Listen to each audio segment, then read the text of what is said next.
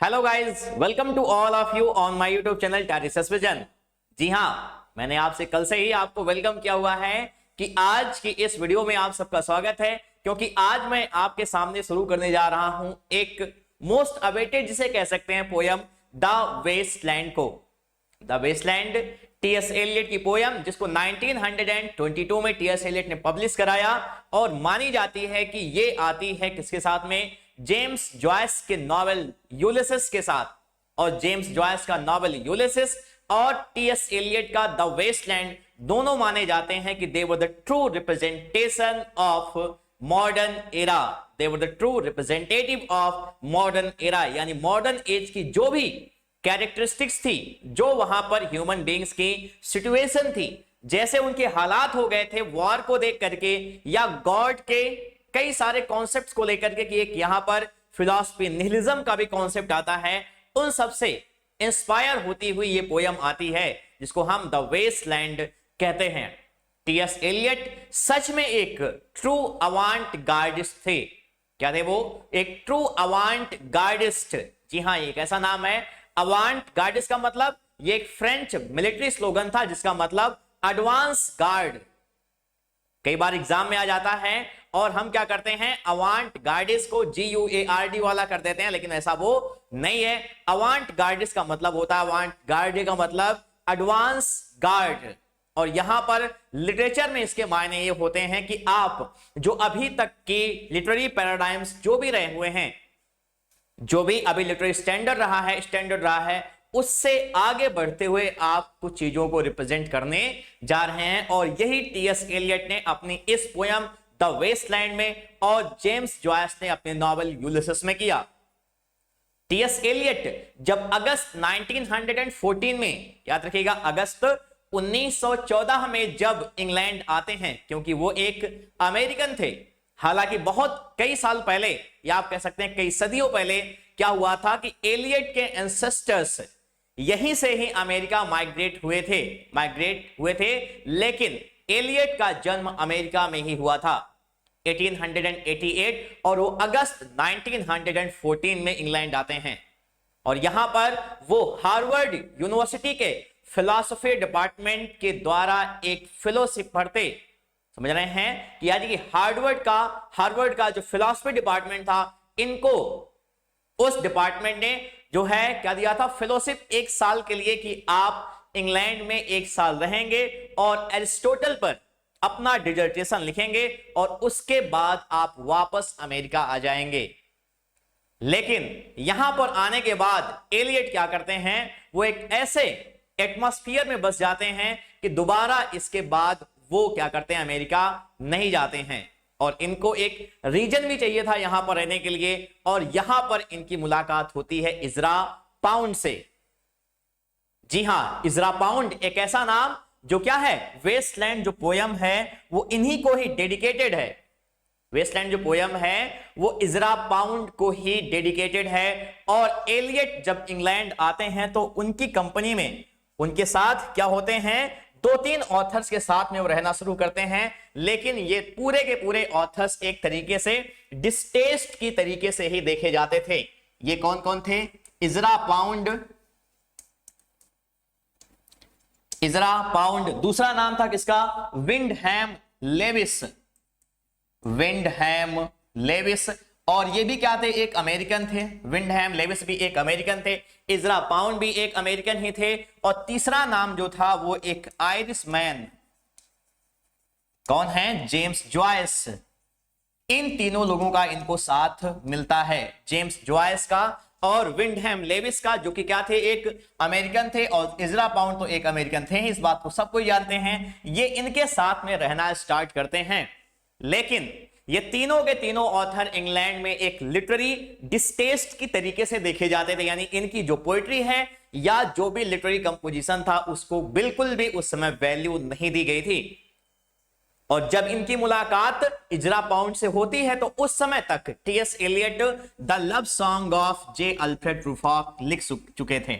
The love song of J Alfred Prufrock poem तब तक आ चुकी थी। और क्या होता है कि जब उस चीज को, उस समय क्या होता है, कि इजरा पाउंड जब इस पोयम को पढ़ते हैं तो वो एकदम से शॉक्ड रह जाते हैं कि इतना जीनियस इंसान एलियट जो है वो क्या एक इतने जीनियस इंसान है कि उन्होंने जो कैरेक्टरिस्टिक है इंसान की या उस समय की सोसाइटी की उसको बखूबी उन्होंने अपनी इस poem the love song of J Alfred Prufrock में रिप्रेजेंट किया है। एलियट सच में एक अवांट गार्डिस्ट थे और उनका यह भी मानना था कि वेस्टर्न जो सिविलाइजेशन है यानी जो पश्चिमी सभ्यता है वो डिक्लाइन के मोड में है, यानी उसका पतन हो रहा है। और यह पतन कब से स्टार्ट हुआ है? 1400 के आसपास। मान लीजिए आप दांते जब स्टेज पर आते हैं, ठीक है, डिवाइन कॉमेडी वाले, उसके बाद से मानना है कि टीएस एलियट का कि यहां पर वेस्टर्न सिविलाइजेशन जो है, पश्चिमी सभ्यता जो है वो अपने पतन की ओर है, वो पतन पे है। और मानते हैं कि 1485 में 1485 में रिचर्ड थर्ड जिसकी डेथ हो जाती है वो लास्ट लेजिटिमेट किंग था इंग्लैंड का। He was the last legitimate king of England, ऐसा टीएस एलियट का मानना था कि 1485 में रिचर्ड थर्ड की जो डेथ हो जाती है उसके बाद क्या होता है, यहां पे कोई भी लेजिटिमेट किंग नहीं रहा है। टीएस एलियट को अम्ब्रेलास का शौक था।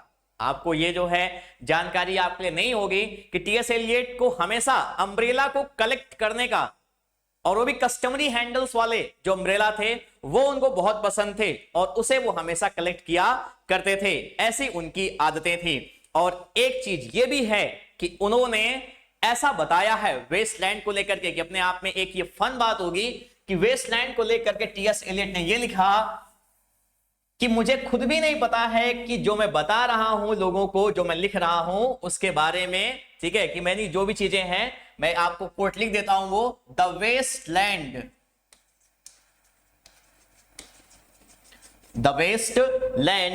आई वॉज नॉट इवन बॉदर। यहां से आप शुरू करिए।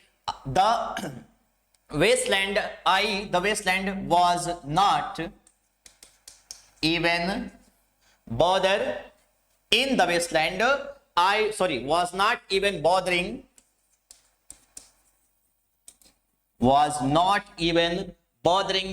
whether I understood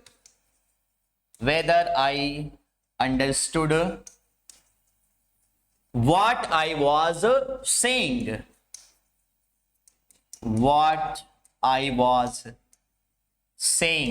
मतलब आप समझ सकते हैं, कह रहे हैं in the Waste Land was not even bothering whether I understood what I was saying। यानी द वेस्टलैंड में मुझे यह नहीं पता है कि जो बातें मैं लोगों को बता रहा हूं वो मुझे खुद समझ में आ रही हैं कि नहीं आ रही हैं। ऐसा टीएस एलियट का मानना था खुद द वेस्टलैंड को लेकर के। तो हम जो रीडर्स हैं, अगर हम सोचें कि हम वेस्टलैंड को फुली एक्सप्लेन कर लें या उसमें जो भी चीजें गई हैं उसको हम समझ लें, तो ऐसा समझना खुद अपने आप में एलियट का अपमान होगा कि जिसे एलियट खुद नहीं समझ सका। ऑथर होते हुए जिन चीजों को वो एक्सप्लेन नहीं कर सकता था, जिसे वो नहीं जानता था, उसे हम रीडर्स कैसे एक्सप्लेन कर सकते हैं। लेकिन न्यू क्रिटिसिज्म की जो बातें हैं, न्यू क्रिटिसिज्म ये कहता है कि जो एक मीनिंग होती है टेक्स्ट की वो असल में रीडर ही देता है, ऑथर नहीं। एलियट खुद इस चीज के समर्थक थे और इसीलिए वो न्यू क्रिटिसिज्म जैसी ब्रांच से जुड़े हुए थे। उनका मानना था कि एक जो रीडर होता है वही सही मीनिंग देता है एक टेक्स्ट को, और इसलिए वेस्टलैंड को हम लोग डिफाइन करने की कोशिश करेंगे कि क्या इसमें चीजें हैं और क्या क्या एलिजन्स इस्तेमाल किए जा रहे हैं। अब टीएस एलियट इंग्लैंड में रुक चुके थे। यहां पर उनकी दोस्ती, मैंने आपको नाम बताया, विंडहैम, जेम्स जॉयस, इजरा पाउंड जैसे लोगों से हो गई थी। इजरा पाउंड उनको सपोर्ट कर रहे थे। इजरा पाउंड का काम ही था कि वो स्पॉन्सर करते थे ऐसे ऑथर्स को जिनके अंदर टैलेंट है, और एक अमेरिकन होना और एक अमेरिकन दूसरे अमेरिकन की हेल्प भी कर रहा है, ये चीजें भी वहां पर चल रही हैं। अब टीएस एलियट यहां पर रह चुके थे और इसी में क्या होता है कि इनको रुकने का एक और बहाना चाहिए था, और इसी बहाने में इनकी शादी होती है विवियन हेवुड से उनकी शादी होती है। पहले तो ऐसे लगा कि हाँ सब कुछ ठीक है, लेकिन बाद में जाकर के टीएस एलियट किस चीज को महसूस करते हैं कि ये जो शादी थी जो शादी है ये कोई प्यार के कारण नहीं हो रही है, बल्कि क्या हुआ है, टीएस एलियट को इन्फैचुएशन, समझ रहे हैं, इन्फैचुएशन के शिकार होते हैं और इसी वजह से वो शादी होती है। और क्या होता है, इस शादी के कोई परिणाम हो या ना हो, कोई अच्छा कुछ हुआ हो ना हो, लेकिन टीएस एलियट का खुद का कहना था कि द वेस्टलैंड जो है वो एग्जिस्टेंस में आई ही किस लिए, कि मैंने विवियन हेवुड से शादी की। अपनी, ठीक है, लिटरेरी करियर के हाइट पर जब टीएस एलियट क्या थे, अपनी हाइट पर थे, और यह भी अपने आप में एक कॉन्ट्राडिक्शन वाली बात है कि टीएस एलियट के जो बेस्ट लिटरेरी वर्क्स आते हैं वो उस समय आते हैं जब टीएस एलियट एक बैंक क्लर्क थे और उन्होंने कभी भी किसी एकेडमिक पोस्ट को परमानेंटली होल्ड नहीं किया। हालांकि उनका मानना था कि जब वो इंग्लैंड में आए थे तो वो एक साल अरिस्टोटल पर अपना डिसर्टेशन जो है उसको लिख लेंगे और क्या करेंगे, इसके बाद वापस जाकर के अमेरिका में प्रोफेसर बन जाएंगे, लेकिन वो यहीं पर रुक गए। विवियन हेवुड एक रिच महिला थी, एक रिच वो गर्ल थी, और उसको जो है इनके दोस्तों के द्वारा इंट्रोड्यूस कराया जाता है इंग्लैंड में और इनकी शादी हो जाती है। अब ये क्या हुआ, इस शादी के होने से और अपने जब वो पीक पे थे करियर के, तो उस समय उनका एक नर्वस ब्रेकडाउन हुआ टीएस एलियट का, और उस नर्वस ब्रेकडाउन से रिकवर होते समय उन्होंने द वेस्टलैंड को लिखा और उसके बारे में वो कहते हैं, क्या कहते हैं, this marriage brought nothing to her, this marriage brought nothing to her, nothing to her, her means किसके, विवियन हेवुड के, समझ रहे हैं, हर, एंड फॉर मी, और मेरे लिए, a state of mind, a state of mind of which outcome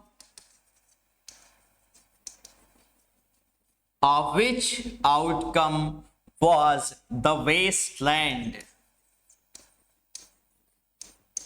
the wasteland, यानी कि ये जो मैरिज है, मेरी शादी जो है विवियन हेवुड से, वो विवियन हेवुड के लिए कुछ भी क्या होती है, वो सफल साबित नहीं होती है, उससे उनको कुछ भी अचीव नहीं होता है, लेकिन मेरे लिए, for me, a state of mind, क्या होता है, एक ऐसी दिमाग की अवस्था आती है माइंड की जिसमें से क्या निकल करके आता है, द वेस्ट लैंड। और यही होते हैं जीनियस। कभी कभी क्या होता है, जब आप बहुत फ्रस्ट्रेट होते हैं, जब आपको लगता है कि यहां आपके पास अब कुछ भी नहीं बचा है, उस समय भी आपको माइंड को सही दिशा की ओर लेकर के जाना चाहिए, और ऐसा काम टीएस एलियट ने किया।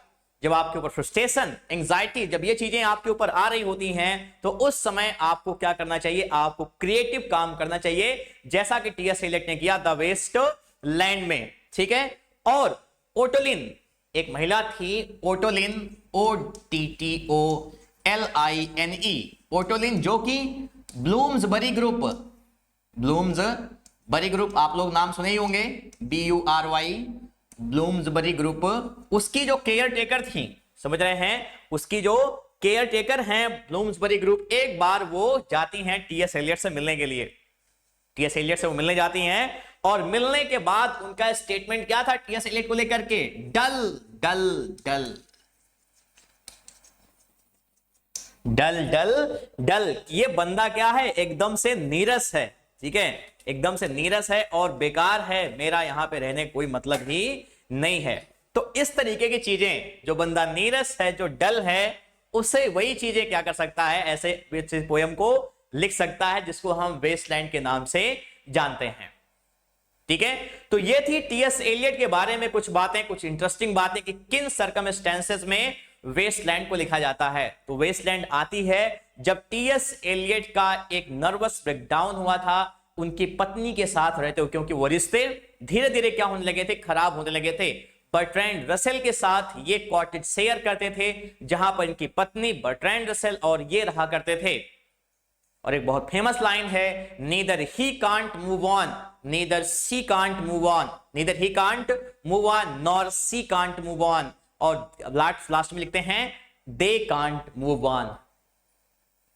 इसके बाद ये क्या होते हैं कि गुपचुप तरीके से सीक्रेटली जो है वो एंग्लो कैथोलिसिज्म को अडॉप्ट करते हैं, और फाइनली जाकर के काफी सालों बाद वो विवियन हेवुड को डिवोर्स दे देते हैं। उसके बाद अपनी सेक्रेटरी से शादी करते हैं, टीएस एलियट।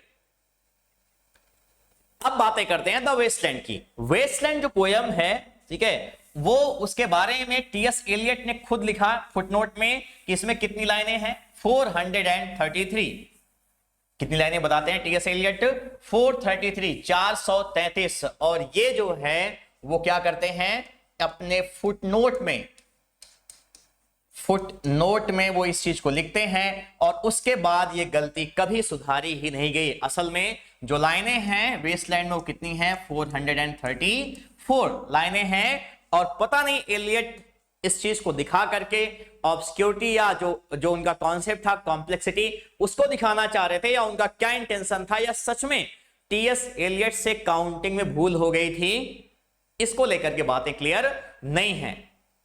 और यहां पर जो हमारा कैरेक्टर है, जो प्रोटैगनिस्ट है इस पोयम का, वो है टायरेसियस। कौन है, टायरेसियस।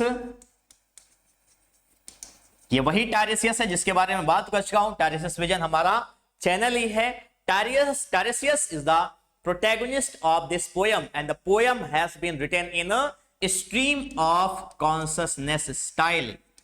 Stream of consciousness, or better to say technique. Stream of consciousness technique. This is Tiresias who knows everything. He has the capability to listen, to hear the voice of birds and animals too. He has the capability to predict the future, and he has been in this society since the time of Greek, and he knows everything. He knows every situation.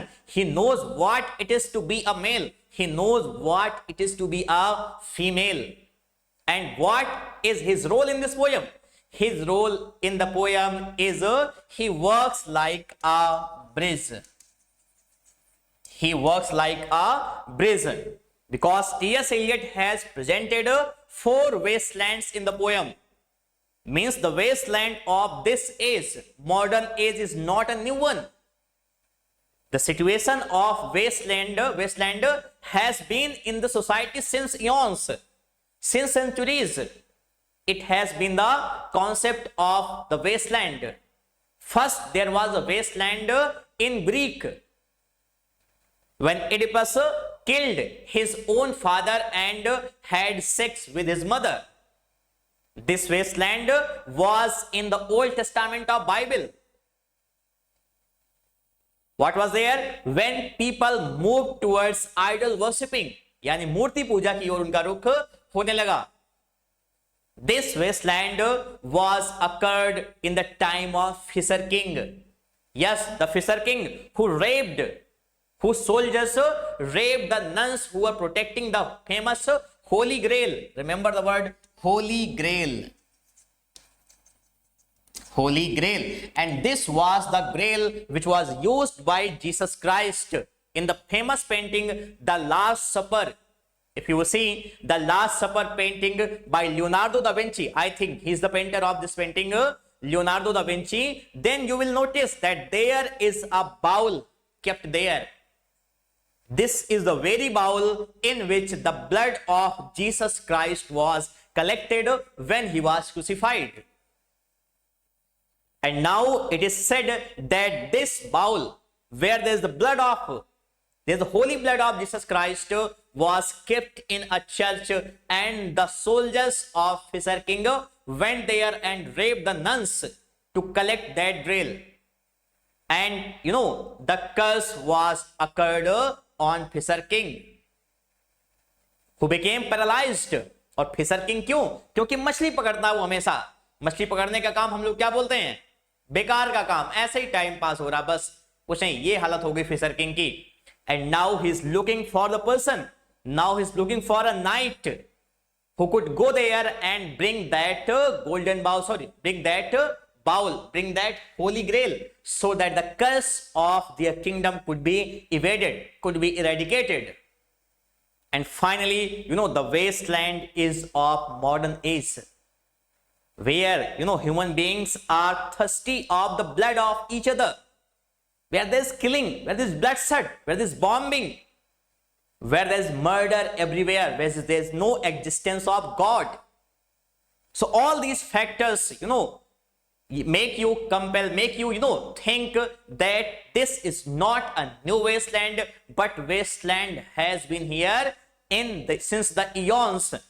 Westland हमेशा से, युगों से रहा है इस जमाने में, और उस वेस्टलैंड में ब्रिज का काम कर रहे हैं हमारे टायरेसियस। ये आपको बता रहे हैं कि कोई नई बात नहीं है, आज ये जो कुछ हो रहा है ऐसा होता आया है समाज में, लेकिन इंसान ने अगर क्या किया, अपनी विल को ईश्वर की विल में, भगवान की विल में सरेंडर किया, ईश्वर के प्रति श्रद्धा दिखाई, तो इस वेस्टलैंड को हटाया जा सका है। फिर से इस दुनिया में शांति ही छाई है। जैसा कि बृहदारण्यक उपनिषद में, याद रखिएगा कौन सा उपनिषद है, बृहदारण्यक उपनिषद में लिखा गया है कि लॉर्ड प्रजापति, जो कि विष्णु भगवान के अवतार थे, इंडिया में भी सिचुएशन आ गई थी, गंगा वास संकेन, ठीक है, कि गंगा नदी भी सूख गई थी, यहां पर वेस्टलैंड हुआ था, और पीपल जो है लोग वो गए हिमावंत पे, हिमालय का नाम यहाँ पे क्या है, हिमावंत, इस पोयम में वहां पर गए और उन्होंने वर्शिप की, पूजा किया, और थंडर की, ठीक है, आवाज में भगवान प्रजापति आए और उन्होंने 3 शब्द DA दाता दयाधम दाम्यता बोला, जिसका मतलब होता है गिव, सिंपथाइज और कंट्रोल। अगर आप ये 3 चीजें फॉलो करेंगे तो piece can be established in this society, right? So this is a brief introduction of the wasteland. Now I come to the PDF copy of my introduction paper and see what else is there, right? जी हाँ, सबसे पहले बात करते हैं source की। T.S.. Eliot ने इस poem का द वेस्टलैंड का, जो कि 1922 में पब्लिश हुई है, सोर्स क्या है, Jessie Weston's from ritual to romance.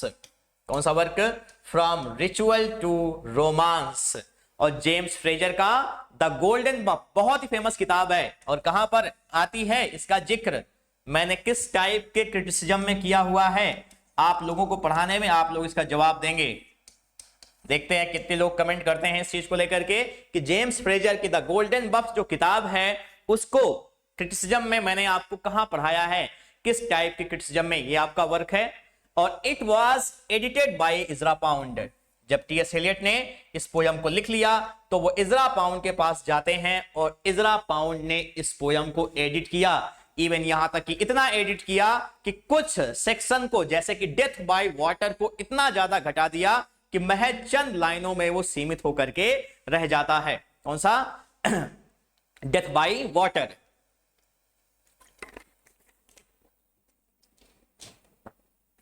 अगला, it is dedicated to Ezra Pound, और ये डेडिकेटेड भी है इजरा पाउंड को ही। आगे देखिए, the original title of the poem was he do the police in different voices, he do the police in a different voices which he took from Dickens's Our Mutual Friend।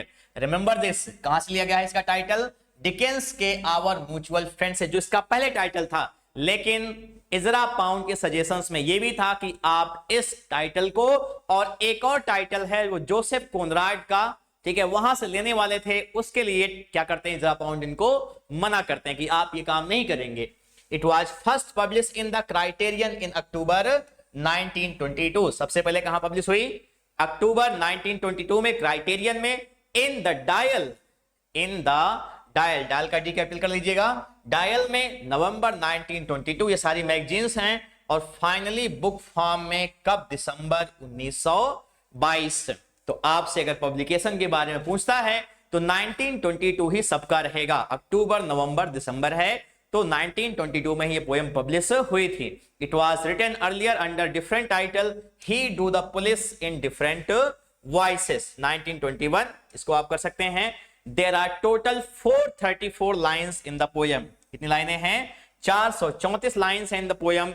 Elliott in his footnote wrote that there are 433 lines. कितनी? 433 lines हैं। And the error was never rectified, और ये जो गलती थी वो कभी सुधारी नहीं जा सकी। आगे देखिए, इजरा पाउंड परसुएडेड एलियट, उन्होंने क्या किया? परसुएड किया एलियट को not to use epigraph from Conrad's heart of darkness, कि वो क्या करें? हार्ट ऑफ डार्कनेस कोनराड से क्या करें? वो उसका एपिग्राफ इस्तेमाल ना करें, क्योंकि जिसका एपिग्राफ है वो कहां से आता है? ये वर्क है सैट्रिकॉन और पेट्रोनियस ने लिखा हुआ किस वर्क को? सैट्रिकॉन, वहां से आता है। ठीक है, तो उन्होंने मना किया कि आप वहां का एपिग्राफ इस्तेमाल नहीं करेंगे। नॉट टू यूज जेरॉन्सन, समझ रहे हैं? जेरॉन का मतलब क्या होता है? Old man. ये पोएम मैं आपको पढ़ाऊंगा कभी। Gerontion as a prelude to the waste land, कि आप द वेस्ट लैंड का प्रोड्यूस के तौर पर, सॉरी प्रेल्यूड के तौर पर जेरॉन्सन को इस्तेमाल मत करिए। आगे देखिए, एंड रेड्यूस, सी सेक्शन नहीं बल्कि द सेक्शन है, ये टाइपिंग एरर हो जाती है। Reduce the section death by water, कितना? As well as delete about 1/3, कि आप लगभग 1/3 हिस्सा डिलीट कर दीजिए to 1/2 of the lines. 1/2 of the lines, इतना सेक्शन क्या हो जाएगा? हटा दीजिए। एपिग्राफ देखिए, अब बहुत इंपॉर्टेंट है एपिग्राफ, इसको आप नोट कर लीजिएगा यहीं से, क्योंकि मैं आपको कल जब टेक्स्ट पढ़ाना शुरू करूंगा तो सबसे पहले मैं एपिग्राफ पर ही चर्चा करूंगा, और वहां पर एपिग्राफ जो है वो ग्रीक भाषा में लिखा हुआ है। ठीक है, तो यहां पे देखिए, ग्रीक या कोई और लैंग्वेज है, मुझे भी क्लियर नहीं है, मैं आपको बता दूंगा। The epigraph to the wasteland comes from, कहां से? द सैट्रिकॉन, ये वर्ड याद रखेगा, सैट्रिकॉन ऑफ पेट्रोनियस। और कहानी किसकी वहां पे? सिबिल। सिबिल जो कि एक कैसी लेडी है? इमॉर्टल है, अमर है, और वहां पर वो बंधी हुई है एक जगह पे, और बच्चे खेल रहे हैं। उससे पूछते हैं, CIBIL what do you want? And she replies that I want death, मैं मरना चाहती हूं। ठीक है, उसको गॉड ने क्या किया है? उसको अमर होने का आशीर्वाद दे दिया है, लेकिन अमर होने का आशीर्वाद बूढ़ी होने पर है। वो उसके लिए हालात जो हैं वो वेस्टलैंड जैसे हो गए हैं आसपास, और उसको वो चाहती है कि मुझे मौत मिल जाए ताकि मैं इस दुनिया से अपने आप को हटा लूं। एक तरीके से मेरा क्या हो जाएगा? उद्धार हो जाएगा अगर मेरी डेथ हो जाती है तो। समझ रहे हैं? अब देखिए, एंड ट्रांसलेट्स, उसका मतलब क्या होता है? फॉर वंस, एक बार, I myself saw with my own eyes, अपनी स्वयं की आंखों से, द सिबिल, किसको? सिबिल को। ठीक है, एंड क्यूमे, एट क्यूमे, कहां पर? क्यूमे पर, हैंगिंग इन अ केज, जो क्या कर रही थी? वो एक केज में, एक पिंजड़े में लटक रही थी। एंड व्हेन, और जब क्या हुआ? The boy said to her, Sibyl, जब बच्चों ने उसकी तरफ देख के कहा, Sibyl what do you want, तुम्हें क्या चाहिए? She replied I want to die, मैं मरना चाहती हूं। The context here is that the Cumaean Sibyl, ठीक है, जो क्यूमियन सिबिल हैं, हैड आस्क्ड अपोलो, इन्होंने कहा था किससे? अपोलो से, फॉर लॉन्ग लाइफ, एक लंबी जिंदगी के लिए, but neglected to ask for long youth, लेकिन कैसा? लॉन्ग यूथ नहीं, लॉन्ग लाइफ। और लाइफ इनकी कैसी हो? Now she has grown old, और बूढ़ा होना उसके लिए एक कर्ज के जैसा है, अभिशाप के जैसा है, कैसे वो वहां पर रहेगी। ठीक है, इसलिए वो क्या चाहती है? डेथ चाहती है। इट हैज 5 सेक्शंस, ठीक है, इसको ध्यान रखिएगा, कल बरियल ऑफ द डेड शुरू होगा तो मैं आपको समझा रहा हूं। It has 5 sections. पहला है the burial of the dead. क्या? Burial of the dead. It refers to the burial of the dead fertility gods in Frazer's the golden bough. कहां से? फ्रेजर के द गोल्डन बफ। और किसका कॉन्सेप्ट है? होली ग्रेल का। मैं आपको बता देता हूं कि इसके टाइटल का मतलब क्या है, बरियल ऑफ द डेड का।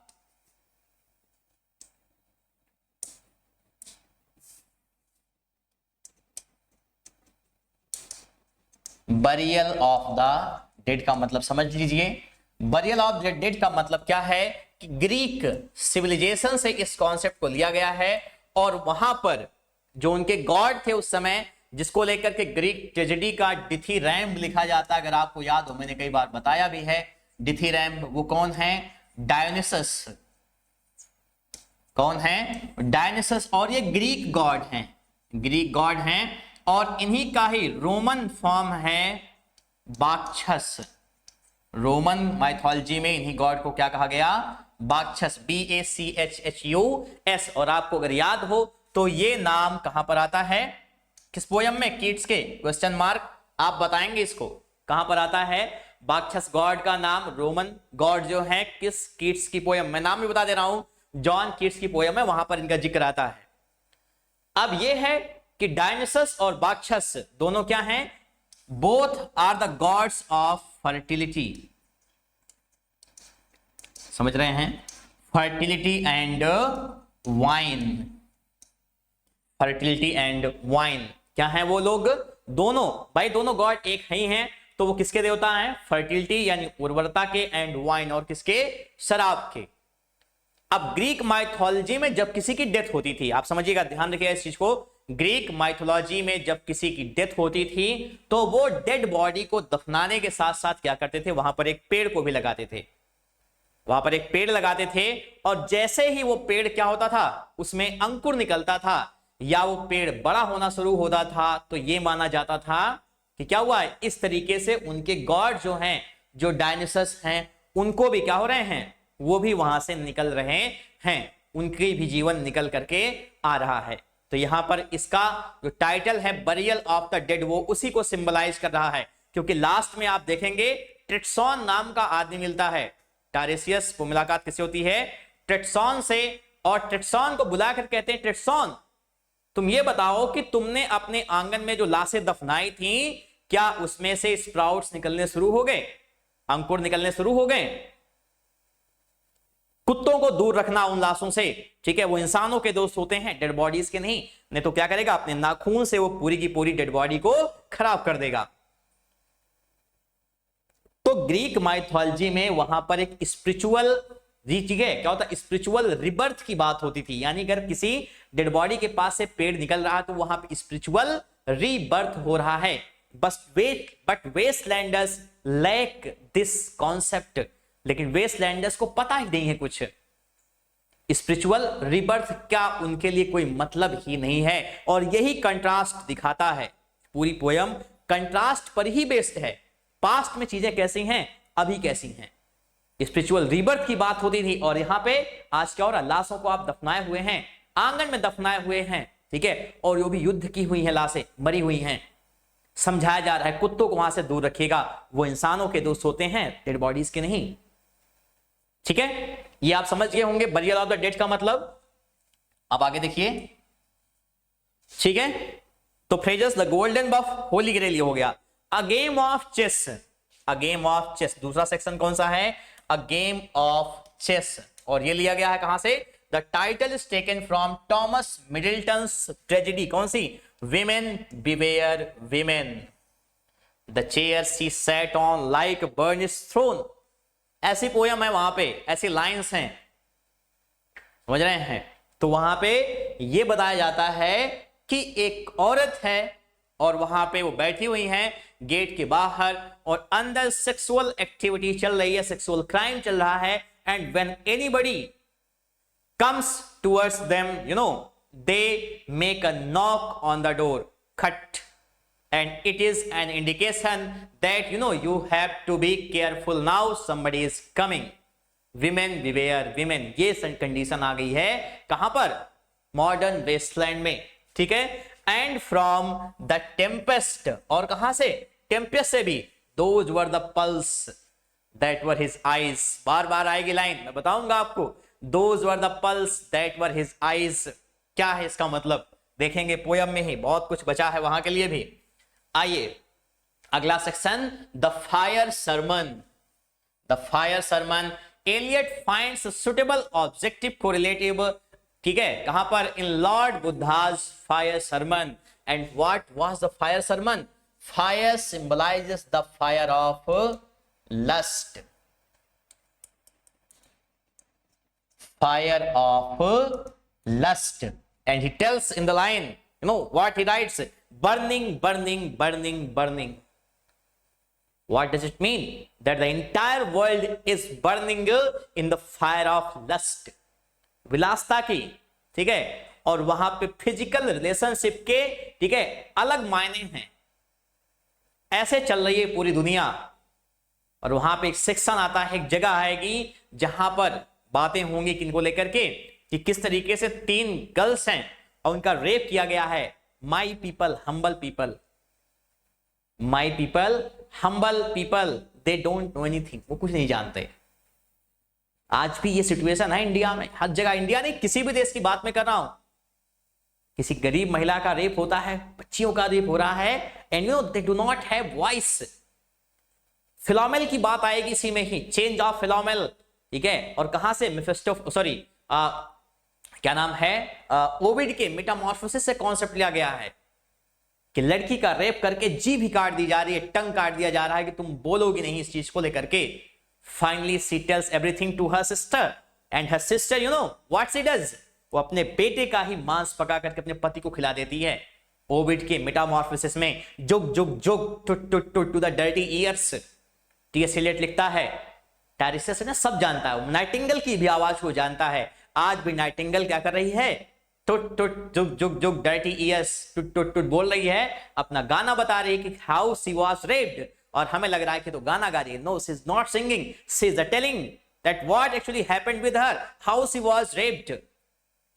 ये है हालत। The fire sermon, he was also influenced by saint Augustine, उनके भी सरमन का यहां पे जिक्र आता है। Now the 4th section, death by water, a warning, ये अपने आप में चेतावनी है, ठीक है। और कौन से सेलर हैं? फिनिशियन सेलर हैं। कौन से हैं? फिनिशियन सेलर, और इनका नाम क्या है? फ्लेबास। बताता है एक फोर्टनाइट पहले उनकी डेथ हो गई, निपट गए। इन्हीं की बात होती है burial of the dead section में, जब वो जो क्लेयरवॉयनेट हैं वो दिखाती है एक पत्ता व्यापारी वाला, वन आइड मर्चेंट, याद होगा आपको, वन आइड मर्चेंट, एक आंख का काना है वो। और क्यों? लाभ हानि वाली आंख तो चल रही है, लेकिन ईश्वर की जो आंख है वो बंद है। बहुत लाभ और हानि की बात कर रहे थे, निकल गई सारी लाभ हानि, ठीक है। एक जो है फोर्टनाइट पहले, पखवाड़े पहले उनकी मौत हो गई, और हड्डियां जब समुद्र में जा रही थी ना, तो आपस में लड़ करके डांडिया खेल रही थी, सारा कुछ प्रॉफिट लॉस सब भूल गए। इसलिए वार्निंग दे रहा है कि अभी टाइम है, सुधर जाओ, आ जाओ कहां पर? ईश्वर की शरण में। तो ये क्या है? Warning, description of Phoenician seller and Egyptian mythology, मिस्र की। And last section is what the thunder said, what the thunder said, description of last period of Christ, the Ganga, ठीक है, गंगा नहीं, गंगा है, फ्रॉम बृहदरण्यक उपनिषद, याद रखिएगा, बृहदरण्यक उपनिषद, DA, दत्ता दयाधम दाम्यता, दत्ता मीन्स गिव, दयाधम सिंपथाइज, दाम्यता कंट्रोल, इसकी बातें हैं। तो ये 5 सेक्शन हैं, ठीक है। इस तरीके से मैं अभी एक नटशेल में आपको बता रहा हूं। This poem ends with an Indian philosophy, शांति शांति शांति, ये वर्ड्स पे खत्म होती है इंडियन फिलॉसफी के, शांति शांति शांति। अब जो 4 वेस्टलैंड्स हैं इस पोएम में, उसको देखिए, ठीक है। 4 wastelands in the poem, wasteland of king Oedipus of Thebes.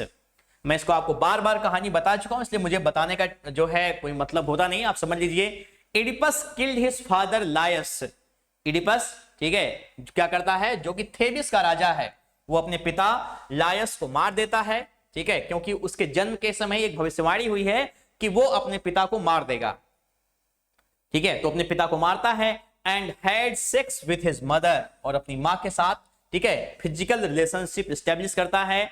और उसकी मां का नाम क्या है? जकोस्टा। पिता का नाम लायस है, मां का नाम जकोस्टा। हिज कंट्री सफर्ड, उसकी कंट्री जो है वो सफर करती है। And the secret was revealed by Tiresias. जी हाँ, यही है अपने दोस्त, हर जगह हैं ये, जानते हैं सब। टायरेसियस इस रहस्य को उजागर करते हैं कि तुमने अपने पिता को मार करके अपनी मां के साथ शारीरिक संबंध स्थापित किए हैं, और इसीलिए यहां पर वेस्टलैंड आया हुआ है। और इसके बाद एडिपस क्या करते हैं? सब छोड़ करके वो इस अपने सिन को रिपेंट करने चले जाते हैं। Later on through his penance, अपने पेनेंस से the country became prosperous, country क्या हुई, प्रॉस्परस हुई। ठीक है, आगे बढ़िए। दूसरा, वेस्टलैंड ऑफ किंगफिशर, कॉम्प्लिकेटेड है थोड़ा सा, समझिए। बात यह है कि इस wasteland of kingfisher a character from the Arthurian literary cycle dating as far back as the 12th century. ये कैरेक्टर कहां से है, फिशर किंग का या किंगफिशर का, 12वीं शताब्दी के आर्थरियन लेजेंड्स में। The fisher king is the guardian of the grail, ये क्या है, ये संरक्षक हैं। ग्रेल मतलब वही होली ग्रेल, पवित्र कटोरा जीसस क्राइस्ट का, जिसमें उनके ब्लड को इकट्ठा किया गया है। Originally conceived of as a platter, ठीक है, later versions of the story explain it as a chalice, प्याला ही, चैलिस का मतलब प्याला, from which Christ drank at the last supper, जहां पे क्या होता है, लास्ट सपर में जीसस क्राइस्ट ड्रिंक करते हैं। एर्गो इट्स होलीनेस, और इस तरीके से इसकी पवित्रता साबित हो जाती है कि ये क्या हो गया, पवित्र हो गया, क्योंकि इसको ईश्वर ने अपने हाथों से टच किया है। इन ऑल टेलिंग, सारी जो है जगहों में, the grail is a coveted object, कैसा है, छिपा हुआ ऑब्जेक्ट है, विद मिरेकुलस पावर, रहस्यमयी चमत्कारिक ताकतें हैं इसमें। And is pursued by knights, और कौन परसू कर रहा है, नाइट्स इसको जो है परसू कर रहे हैं, ऑन अ क्वेस्ट, एक तलाश के तौर पर। मीनवाइल, उसी समय द फिशर किंग जो हैं, whose portrayal as an angler accounts for his title is blighted by a wound that will not heal। इनके लोग जाते हैं और एक चर्च में क्या करते हैं, वहां पर नन्स हैं, उनका रेप करते हैं, और इसका सिन, पाप इनके ऊपर आ जाता है और वो पैरालाइज हो जाते हैं, और ये तब तक नहीं हील होगा। Because of this injury the land he rules wells into a wasteland, और इस तरीके से जो जगह जहां पर उनका शासन है वो वेस्टलैंड में परिवर्तित हो जाता है। Both he and the land, वो और ये जगह दोनों, विल ओनली बिकम वेल, तभी सही होगी, व्हेन अ नाइट, और ये नाइट कौन, सर पार्सिफल आते हैं आर्थरियन लेजेंड के, आस्क्स द राइट क्वेश्चन, सही सवाल पूछेंगे। The fisher king soldier ravish the nuns of the chapel, समझ रहे हैं, जो फिशर किंग के जो सैनिक हैं, उन्होंने चैपल की जो क्या है नन्स, उनको रेविश किया, उनका रेप किया। Perilous said to contain the holy grail, ठीक है, चैपल पेरिलस जिसका क्या है, जहां पे, ठीक है, होली ग्रेल था। The king became important, king important हो गया। And his land suffered from famine, और उसका जो, उसकी जो जमीन है, सफर्ड फ्रॉम फेमाइन, वहां पे अकाल आ जाता है। ठीक है, the king became important and land suffered from famine, double बार दो बार हो गया है, इसको काट दीजिएगा।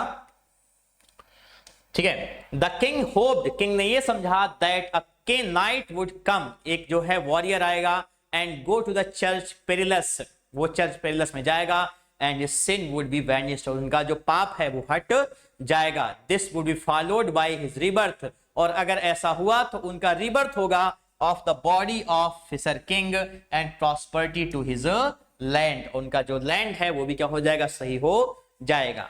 अगला जो है द बिब्लिकल वेस्टलैंड, ये क्या है, it is mentioned in the old testament, ये कहां पर, ओल्ड टेस्टामेंट में इसका मेंशन है, इस वेस्टलैंड का। The land and the people, वहां के जो लोग थे, सफर्ड, वो सफर कर रहे थे, क्योंकि because you know the people worship the idols, उन्होंने क्या किया, लोग जो हैं वो मूर्ति पूजा करने लगे। Prophet Ezekiel warned them, prophet Ezekiel ने इनको वार्न किया, to give up the idolatry, कि वो क्या करें, वो मूर्ति पूजा छोड़ दें। The decay and desolation of the biblical wasteland is mentioned by the Eliot, by the Eliot नहीं, ठीक है, और ये डिके और डिसोलेशन एलियट के द्वारा मेंशन किया गया है। चौथा जो वेस्टलैंड है, मॉडर्न वेस्टलैंड आज का, due to sins of sex and fire of lust and hatred and evils of material civilization, ठीक है, कैसे, जो मटेरियल, भौतिक जो सभ्यता है, और ये सारे जो पाप हैं, एंड लैक ऑफ फेथ, यानी विश्वास की कमी, ईश्वर के, ठीक है, ईश्वर की कमी, एंड डिवोशन थ्रू सफरिंग, ठीक है, और devotion through suffering and penance, इन सब की कमी के कारण, and DA give sympathize control the modern wasteland and be saved from chaos and ruin। क्या होगा कि ये सब जो चीजें हुई हैं वो लैक ऑफ फेथ या इन सब चीजों के जो है कारण हुई हैं, और क्या होगा, जो DA है, ये मतलब गिव, सिंपथाइज और कंट्रोल है, ठीक है। वो क्या करेगा, the modern wasteland and be saved from chaos and ruin। इस तरीके से ये जो मॉडर्न वेस्टलैंड है उसको chaos यानी जो है ruin, उसकी बर्बादी से, तबाही से रोका जा सकता है। This will mark the rebirth of a new world. इस तरीके से एक नई दुनिया का जन्म होगा, द रिसरेक्शन ऑफ ह्यूमैनिटी, और मानवता का फिर से उदय होगा। समझे। अब आते हैं अपने टारेसियस द मिथिकल कैरेक्टर पर। टारेसियस द मिथिकल कैरेक्टर देखिए कौन है। Tiresias is the protagonist and narrator of the poem. वही क्या है, इस पोएम का नरेटर है और प्रोटैगोनिस्ट है। He is a blind profit. मैं आपको बता चुका हूं ये सारी बातें। क्यों, क्या है, ब्लाइंड प्रॉफिट है, अंधा है। फ्रॉम थेबिस, कहां से, थेबिस से। who makes various appearances in Greek literature। Greek साहित्य में कई बार इसका जिक्र आता है। Perhaps most notably in Homer's Odyssey। कहां पर, होमर की ओडिसी में। And Sophocles Oedipus Tyrannus and Antigone। Oedipus Tyrannus में और कहां पर, एंटीगनी में। यहां पर इनका जिक्र आता है। In the two plays, दोनों प्लेज में, his words are angrily dismissed. उसके जो शब्द हैं वो डिसमिस कर दिए जाते हैं। First by Oedipus then by Creon. पहले कौन, इडिपस, और उसके बाद क्रियन ने। Making it seem that like Cassandra, ठीक है। और क्या है, he is fated to tell the truth without being believed. उसका दुर्भाग्य है कि क्या करेगा वो, fated to tell the truth, वो सच बताएगा, विदाउट बीइंग बिलीव्ड, ठीक है। और कोई उसकी बातों को नहीं मानेगा, सब उसको दुत्कार ही देंगे। Tiresias is a prophet of Apollo in Thebes. क्या है, टारेसियस एक प्रॉफिट है, कहां पर, अपोलो का, इन थेबिस में। Later endowed with the power of clairvoyance, यानी क्या होता है, फॉर्च्यून टेलिंग। और उसके पास ताकत है किस चीज की, फॉर्च्यून टेलिंग की, एंड प्रोफेसिंग, और भविष्यवाणी करने की। He also lived transformed life for 7 years as a woman। 7 साल तक वो एक औरत की तरीके से भी रह चुका है। Entire the course of action, ठीक है। और इस समय का जो समय था, इस टाइम का, has made him most experienced person ever lived। यानी कि अभी तक जितने भी इंसान है उसमें सबसे ज्यादा वो क्या है, अनुभवी है। There are various illusions about Tiresias। बहुत सारे जो है जिक्र हैं। It is said, ऐसा कहा जाता है, once he disturbed a pair of copulate snakes। उसने क्या किया, 2 सांपों को मेटिंग करते देखा, उनको डिस्टर्ब किया विद अ स्टिक से, छड़ी से। he was transformed him into a woman। ठीक है, क्या हुआ, he was transformed into a woman। him काट दीजिए, ठीक है, एक महिला में परिवर्तित हो गया। for 7 years, 7 सालों तक, ठीक है। having been served 7 years, ये 7 कई जो है जगहों पर 8 मिलेगा आपको, कहीं पर वो 12 मिलेगा। तो इसको लेकर के आप परेशान मत होइएगा, बस आप ये जानिएगा कि वो क्या है, वो कुछ टाइम तक, ठीक है, क्या रह चुका है, एक फीमेल के जरिए तौर पर भी रह चुका है।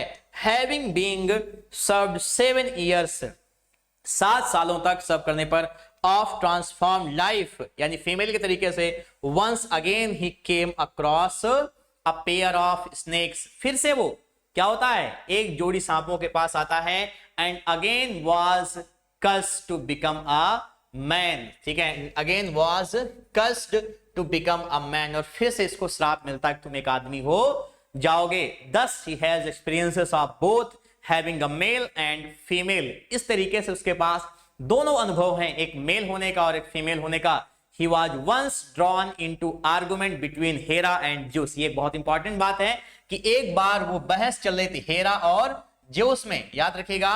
And the argument was, argument किस बात को लेकर के था, हु एंजॉयज, कि कौन एंजॉय करता है, and seeks more pleasure during sex, यानी सेक्स के दौरान दोनों में से, पुरुष और स्त्री में, कौन ज्यादा प्लीजर सीख करता है और कौन एंजॉय करता है।